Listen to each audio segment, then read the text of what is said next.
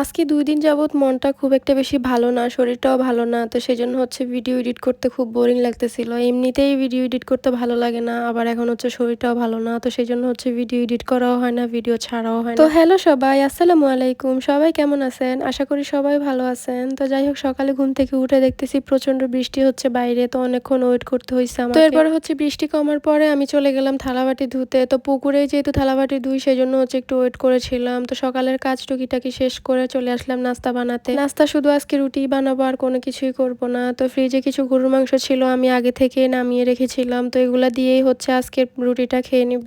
একটা জিনিস, যদি আটাটা খুব ভালো মতো গোলা হয় তারপর হচ্ছে রুটিগুলা বেলতেও অনেক বেশি ভালো লাগে এবং দেখতেও অনেক সুন্দর মতন হয়। আটাটা সুন্দর মতো হলে তারপর হচ্ছে রুটিগুলা অনেক তাড়াতাড়ি বানানো হয়ে যায়। তো যাই হোক এখানে হচ্ছে আমি রুটিগুলাকে সেঁকে নিচ্ছিলাম আর নামিয়ে রাখা তরকারিগুলো একটু গরম করে নিচ্ছিলাম। আমি হচ্ছে নাস্তা বানাই আর হচ্ছে একজন একজন করে দিয়ে আসি নাস্তা খেতে। তো সেই জন্য হচ্ছে সবার নাস্তা খাওয়া শেষ। তো এখানে হচ্ছে লাস্টে আমি নাস্তা করে নিচ্ছিলাম। আমার শাশুড়ি হচ্ছে চা দিয়ে নাস্তা করে আর আমার শ্বশুর হচ্ছে চা খেতে চায় না। তো সেই জন্য হচ্ছে ২-৩ রকমের নাস্তা হয়ে যায়। তো আমি হচ্ছে সব জায়গা থেকে একটু একটু খাই। খাওয়া দাওয়া শেষ করে আমি চলে আসলাম রান্না করতে। তো আমি হচ্ছে ফার্স্টে ভাতটা বসিয়ে দিয়েছিলাম। তো আমার ভাত প্রায় হয়েই গিয়েছিল। তো আমার শাশুড়ি হচ্ছে এখানে কিছু তরকারি নিয়ে আসছিল।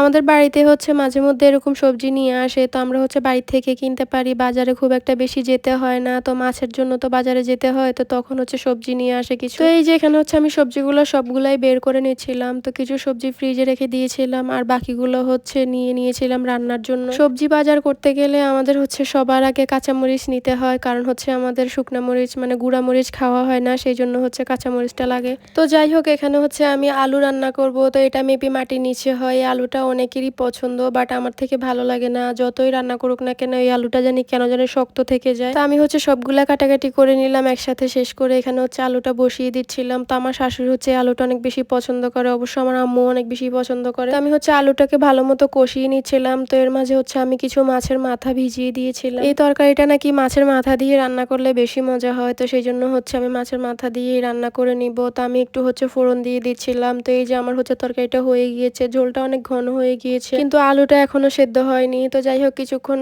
রান্না করার পরে আমি হচ্ছে একটু ধনিয়া পাতা দিয়ে তারপর হচ্ছে তরকারিটা নামিয়ে নিচ্ছিলাম। তো আলু যেহেতু রান্না করেছি, এই আলুটা হচ্ছে আমি খুব একটা বেশি পছন্দ করি না। তো সেই জন্য হচ্ছে আমি কিছু পাবদা মাছও ভিজিয়েছিলাম, মানে এই মাছগুলোকে আজকে হচ্ছে ভাজি করব। তো সেই জন্য হচ্ছে ভিজিয়েছিলাম। তো যাই হোক এখানে হচ্ছে আমি এখন মাছগুলোর মধ্যে কিছু মশলা মাখিয়ে নিব। এই মাছগুলো না এমনিতে রান্না করলে খুব একটা বেশি ভালো হয় না, মানে ভেঙে যায়, প্লাস একটু গন্ধও থেকে যায়। তো সেই জন্য হচ্ছে আমি একটু তেলের মধ্যে ভাজি করে তারপরে হচ্ছে রান্না করি। আগে আমি এই মাছটা খুব একটা বেশি পছন্দ করতাম না, বাট একবার হচ্ছে মজা পেয়েছি খেয়ে, তারপরে হচ্ছে খেতে ভালোই লাগে মোটামুটি। তো যাই হোক এখানে হচ্ছে আমি কিছু মশলা কষিয়ে নিচ্ছিলাম, তারপরে হচ্ছে মাছগুলা দিয়ে দিব। ভাজি করলে যদিও মাছটা একটু শক্ত হয়, তারপরে হচ্ছে ঝোলের মধ্যে দিলে একটু ঝোল ঝোল করে রান্না করলে খুব বেশি মজা হয়, খেতেও ভালো লাগে। বাট তারপরে হচ্ছে মাছগুলা ভেঙে যাচ্ছিল। তবে এই মাছগুলো যেভাবেই রান্না করা হোক না কেন এটার খুব ফ্লেভার আসে। তো যাই হোক এখানে হচ্ছে আমি উঠিয়ে নেওয়ার আগে কিছু ধনিয়া পাতা দিয়ে দিচ্ছিলাম। তো আমার দেখতে দেখতে মাছটাও ভাজি করা হয়ে গিয়েছে। আমাদের এই দিকে যখন জমিতে পানি শুকিয়ে যায় না, তখন এই ছোট পোনা মাছগুলো ধরা হয়। তো বাড়ির প্রত্যেকটা মানুষই ধরছিল।